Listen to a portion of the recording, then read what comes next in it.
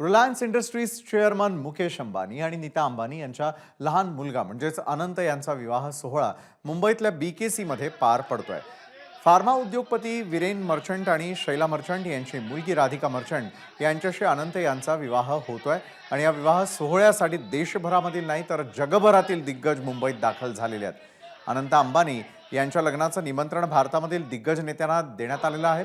शाहरुख खाननं सहकुटुंब उपस्थिती लावली तर अभिनेता विकी कौशल आणि अभिनेत्री कतरिना कैफचीही या विवाह सोहळ्याला हजेरी लागलेली आहे. अभिनेते रजनीकांत, AR रहमान, महेंद्रसिंग धोनी, हार्दिक पांड्यानंही विवाह सोहळ्याला आवर्जून हजेरी लावली.